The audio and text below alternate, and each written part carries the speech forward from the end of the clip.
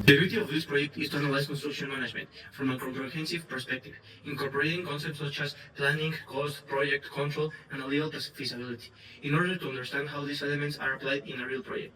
Through the development of a collective housing project, the aim is to demonstrate that a project does not depend solely in its design, but the ability to coordinate resources, time, cost to achieve an available execution. In this sense, management is not understood as a theoretical process, but as a tool that allows for continuous decision making through the development of the project. Construction management is the process of organizing a project resource to achieve different results. This process begins with planning, which defines what will be built, when it will be done, the define and the necessary resource. Next, organization takes place assessing activities, materials, and responsibilities with the team. Then, management coordinates the team and facilitates decision making during execution. Finally, control compares planning versus actual results, significant deviation, and enabling actions. Together, this stage structure the project and allow for its monitoring throughout the life point. Project management focuses on site execution, like administration, which mainly takes place in the office. Management occurs in the field, where daily activities are coordinated, labor and supervised, and problems are solved in real time. During construction, unforeseen issues such as material delays or execution adjustments are common, making management essential to maintain project continuity. In this sense, administration defines the plan, while management adapts to the real conditions. Within the project, it is important to differentiate between effectiveness and efficiency. Effectiveness refers to achieving the project's objectives, meaning completing the construction as planned. Efficiency, on the other hand, implies achieving those objectives while optimizing resources such as time, money, and materials. In practice, this means avoiding delays, reducing downtime, and improving overall performance.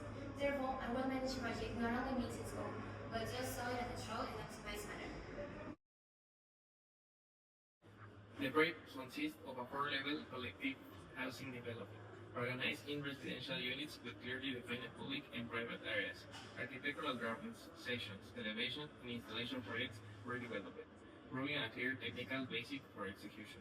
This level of definition is essential, as any ambiguity on site can lead to errors, rework, and increased cost.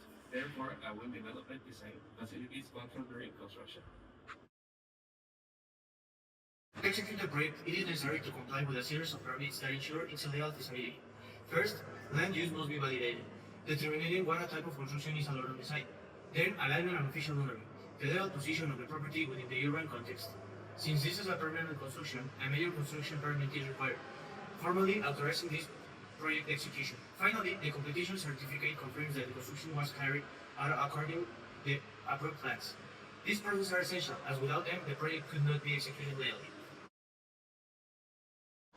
Cost analysis allows you to understand how much a project costs and the resources are allocated during execution. It starts with the costs, which include materials, labor, and equipment. Within analysis, key structure, foundation, and machinery are defined, and they represent the largest portion of the budget.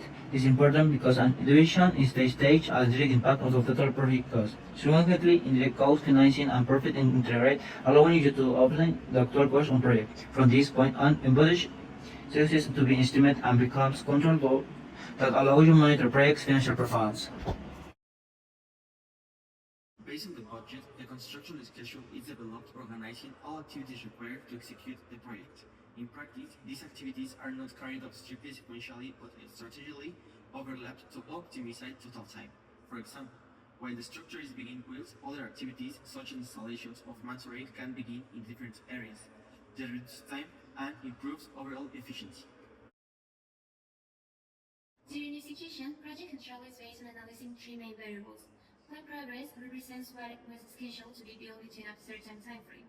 Actual progress shows what has been truly executed on site. Earned or estimated progress relates to the money invested in the project. Comparing these three variables allows identifying whether the project is balanced or if there are deviations.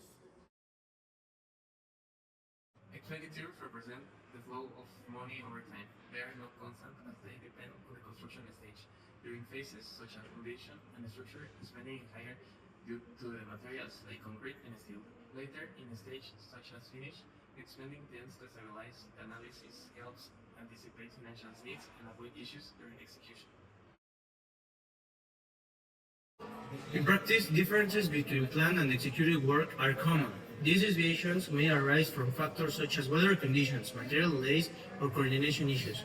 When this happens, it is necessary to adjust the construction schedule, redistribute resources, or modify activity sequences.